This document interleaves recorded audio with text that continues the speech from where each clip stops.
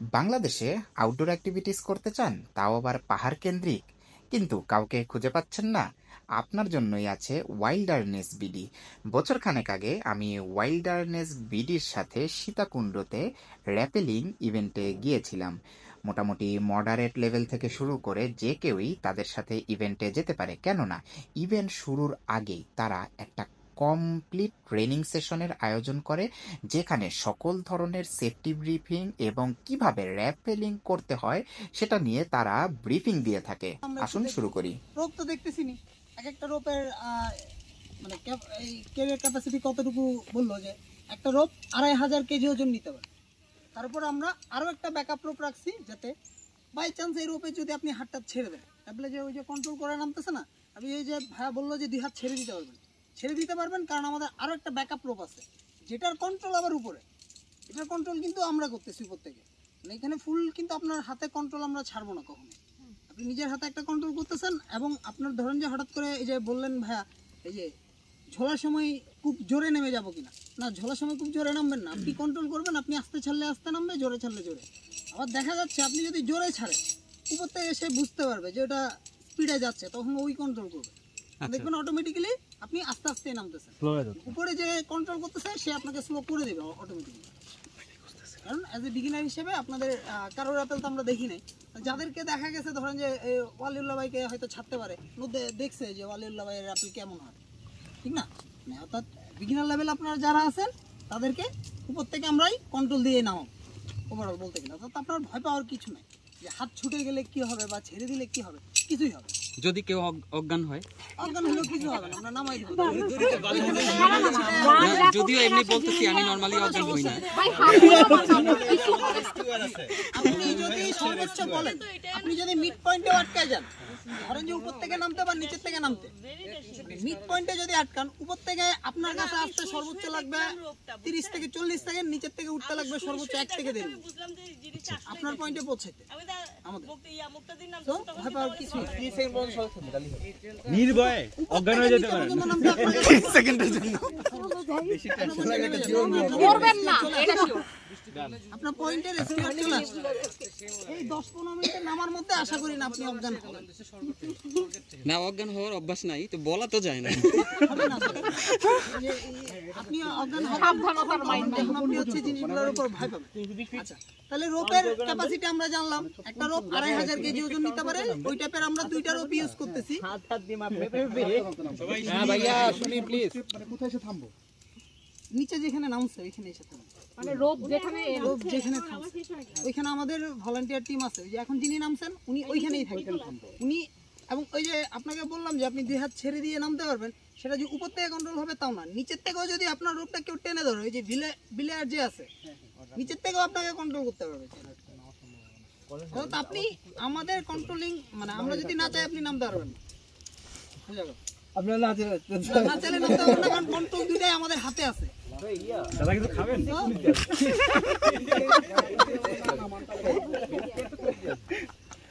বলা হবে আমরা আগে নামি, এখানে নামি, এখন ওইখানে নামি নেই, নামি তারপর চলে আসবে, সমস্যা নেই। আচ্ছা, তো এর পাশাপাশি আমরা রোপের পাশাপাশি আমরা কি কি গিয়ার ইউজ করব, যেটা আমরা পরে থাকবো, সেটার নাম হচ্ছে এই যে হারনেস, যেটা আমরা কোমরে পরবো বা পায়ের লুপে ইয়াতে পরবো। এটার ক্যাপাসিটিও হচ্ছে প্রায় 2500 কেজি, 25 কিলো নিউটন। আবার 9.8 দিয়ে ভাগ দিয়ে দেখেন কত হয়। ওই ধরেন যে 10 দিয়ে ভাগ দিলেও 2500 কেজি ওজন নিতে পারে। এই যে আমার হাতে আরেকটা দেখতেছেন কিমাকার একটা জিনিস, এটার নাম হচ্ছে ক্যারাবিনার। এটাকে স্ক্রু গেট ক্যারাবিনার বলে, কারণ এটাতে একটা স্ক্রু আছে। প্লেন গেট ক্যারাবিনারও আছে যেগুলোতে স্ক্রু নাই, আবার অটোলক ক্যারাবিনারও আছে। আচ্ছা, এই জিনিসটার নাম কি? ক্যারাবিনার। নাম কি? ক্যারাবিনার। এই জিনিসটার নাম কি দেখতে আটার মতো? এটার নাম হচ্ছে ফিগার অফ 8 বা ডিসেন্ডার। যেই সকল ডিভাইস দিয়ে ডিসেন্ড করা হয়, অর্থাৎ উপর থেকে নিচে নামা হয়, সেগুলোকে বলে ডিসেন্ডার। ডিসেন্ডারের মধ্যে একটা ডিভাইস হলো ফিগার অফ 8। আর অনেক ধরনের ডিসেন্ডার আছে, আপনারা পরে দেখতে পারবেন। আচ্ছা, জুমারটা দেখাচ্ছি না, যেগুলো আপনাদের লাগবে সেগুলাই দেখাচ্ছি শুধু। তো এগুলারও দেখেন, এগুলার আপনার গায়ে লেখা আছে 25 কেন বা একটাতে যেমন ধরেন এটাতে লেখা আছে 30K, এটা নিতে পারে আপনার 3000 কেজি ওজন। অর্থাৎ আমাদের প্রত্যেকটা ডিভাইসই মোটামুটি আপনার 2500 কেজির উপরে ওজন নিতে পারবে, নিচে কোনোটাই নেই। প্রত্যেকটা device, each and every device আপনার 2500 কেজির উপরে ওজন নিতে পারবে। প্র্যাকটিস গ্রাউন্ডে আছেন নাকি সাদাব ভাই? এখন এই বিষয়টা হচ্ছে আপনার মাথায় প্রশ্ন আসতে পারে যে 50-60 কেজি বা 100 কেজি ওজনের একটা মানুষের জন্য এত ওজনের কেন ক্যাপাসিটি আছে। অ্যাকচুয়ালি এই ডিভাইসগুলো ইউজ করা হয় আপনার রক ক্লাইম্বিং। রক ক্লাইম্বিং এর মধ্যে কেমন যে ফ্রি হ্যান্ড ক্লাইম্বিং নাম শুনছেন কখন? ফ্রি হ্যান্ড ক্লাইম্বিং যেখানে হচ্ছে এইভাবে না যে হাত পায়ে উঠে জাস্ট সেফটি হিসেবে একটা রোপ থাকে। এখন সেফটি রোপটা যেটা থাকে সেটা দিয়ে হচ্ছে আপনি তো এখানে রোপের উপর ভর দিয়ে নামতেছেন বা জুমারিং করার সময় আমরা রোপের উপর ভর দিয়ে উপরে উঠি। এইখানে রোপের উপর ভর দেওয়া হয় না। ফ্রি হ্যান্ড ক্লাইম্বিং এ যেটা হয় 4 হাত পায়ে উঠতে থাকে, যদি সে ফল করে তখন রোপের উপর চলে আসে সেফটি পারপাস, ঠিক আছে? তো এখন যদি সে ফল করে, এটা 50 কেজি বা 60 কেজি মানুষ, এটা 10 ফিট বা 20 ফিট উপর থেকে ফল করলে তার গতিবেগ কত, ঠিক আছে, অনেক বেড়ে যাবে না? সেই কারণে এগুলোর ওজন বা ক্যাপাসিটি এত বেশি রাখে, যাতে এগুলোতে ফল করলে হুট করে যদি আপনার ওজন বৃদ্ধিও পায়, এগুলো যাতে কোনো সমস্যা না হয়। তো আমরা এখান থেকে ফল করলে কত ফল করবো?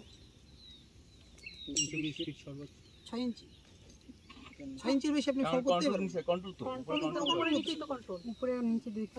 কন্ট্রোলিং আছে পুরো, সর্বোচ্চ 6 ইঞ্চি ফল করবো। ফল বলেন একটু বাড়ায় দেন না পাটা নিচে নেমে যেতে পারে, 6 ইঞ্চি পা নাম দাদা, একটু বাড়ায় দেন, আরেকটু বাড়ায় দেন। আরেকটু বাড়াই দিলে ভয় লাগতেছে অ্যাডভেঞ্চার ফিল আসতেছে না। গিয়ারগুলা চিনলেন, ঠিক আছে? এইগুলার কোনটা কিভাবে ইউজ করতে হয় এখন একটু দেখবেন, কিন্তু আপনাদের মুখস্থ রাখার কোনো দরকার নেই, কোনো সমস্যা নেই। এগুলো সব কিছু দেখার জন্য আমরা এখানে পড়ালেখা করতে আসি, আমরা সেটআপ করে দিব। কিন্তু এই না ধরেন যে বাসায় গিয়ে একটু গাল গল্প করতে হবে, তো তখন এগুলো নামগুলো বলবেন, ইন্টারনেট এই আর কি। এই কারণে এগুলো বলা, এগুলোর কোনো কারণ নেই। আচ্ছা, একটা যেটা মেইন বিষয়। একটা প্রশ্ন করি, এই যে আপনাদের যে ডিসেন্ডারটা যে ফিগার 8, এইটার পরিবর্তে এখন যে আধুনিকগুলা যেগুলো আছে এগুলাতে তো অটোমেটিক লক হয়। একটা মানুষ যখন হঠাৎ করে পড়ে যেতে যায় তখন তো অটোমেটিক লক হয়ে যায়, তো ওইগুলো আপনারা ব্যবহার করেন না দেখছি, কেন? অজ্ঞান হওয়ার সুযোগ বেশি, কারণ প্র্যাকটিক্যাল ইউজটা খুব একটা ভালো পাই না। আচ্ছা, গিয়ে খেতে বলি শুরু হওয়ার আগে যাই। ওয়াও, এদিকে তোমার আমি নেমে দিতে পারবো, আপনার নামটা কষ্ট হবে। আপনি এই প্রশ্ন করছেন তো? আপনি দেখলাম যে আপনি যেভাবে র্যাপেল করতেছেন বা আপনার যে পজিশন, আমি দেখলাম যে আপনি এইভাবে নামতে পারেন। আপনাকে আমি একভাবে বলবো, ঠিক আছে? আপনার বন্ধুকে বলছি আরেকভাবে, কারণ আপনার বন্ধু অন্যভাবে নামতে পারে, তার অন্য আর একটা ঝামেলা আছে বা কোনো সমস্যা আছে। বডি ব্যালেন্স আর হাতের ব্যালেন্সের কারণে, এটার কারণে আপনার ব্যালেন্সটা একভাবে আসে, ওনার ব্যালেন্স আরেকভাবে আসে। আপনি আপনারটা ওনাকে চালা দিয়েছেন, ওনারটা হয়তো একদম ডিফারেন্ট, তখন উনি আপনারটা মানতে গিয়ে আমার চেয়ে আপনার কথাটা বেশি শুনবে। আপনার বন্ধু যেহেতু আপনারটা মানতে গিয়ে উনি হচ্ছে হাতের আঙুল টাঙ্গুল কিছু একটা ডিসেন্ডারের ভিতরে ঢুকায় আটকায় লক খাই যাবে। বুঝতে পারছেন? তাহলে তিনটা ইনস্ট্রাকশন কি কি? এক নাম্বার হচ্ছে কি আপনার সেফটি, আপনার সেফটিটা আপনি ইনশিওর করবেন। এই ধারে কাছে যাবেন না, কোথাও যদি যেতে হয় জিজ্ঞেস করে যাবেন ইনস্ট্রাক্টরদের কাছ থেকে। 2 গিয়ারের সেফটি। 3 ইনস্ট্রাকশন দেওয়া যাবে, ঠিক আছে? তারপর আরেকটা যে জিনিসটা, এগুলো আমি ওই যে প্র্যাকটিস করানোর সময় বলবো কিভাবে পজিশন আপনার ঠিক থাকবে বা কিভাবে কি ঠিক থাকবে। তুমি আমি তো গিয়ে পড়ে বলছি, তুমি দেখো, তুমি এটা করে দেখা শুরু করো, আমি এখানে সিরিয়ালটা দিয়ে দিচ্ছি। আচ্ছা দিদি, আমার আমাকে তো আমি পড়ে বলছি। আচ্ছা, মাহমুদুল হাসান ভাই 1। আচ্ছা, আমরা যে সিরিয়ালটা দিচ্ছি সিরিয়াল নাম্বার দেওয়া নেই, হ্যাঁ দিচ্ছি, তো এটা পড়াই দিব, হয়ে গেল না? দেখেন এটা আটকে আছে, জাস্ট এটা আমরা কি এই এবার আমরা স্ক্রুটা লক করে দিব। এবার স্ক্রুটা ফুল টাইট দেয় না, ফুল টাইট দিলে আগে এটা গরম হয়ে ভিতর অংশটা ফুলে যায়, নিচে নেমে খুলতে পারবে না, দেখবেন খুলতেছে না, তখন এমনি একটা হাসপাস লাগে, তারপর যখন খুলতেছে না আরো প্যানিক হয়ে যাবে। তো ওখানে উপর থেকে বাসার যতটুকু টাইট দিয়ে দিবে, দেখবেন যে শুধু ওপেন হচ্ছে কিনা, আর টাইট দিবেন না, শেষ। এবার এই চলে আসছে, এই ওয়েট দিয়ে দিলাম, একটু হালকা করে টান দিলেই এই লক। এবার আমি ডানে বামে যে কোনো জায়গায় সরতে পারবো, এটা কিন্তু আর নিচের দিকে নামবে না। হ্যাঁ, এবার পিছন দিকে আসবে কিভাবে? হালকা একটু ছাড়লেন, চলে যাবেন এবার পিছন দিকে, আবার টান দিলেন, লক। আবার দেখায়,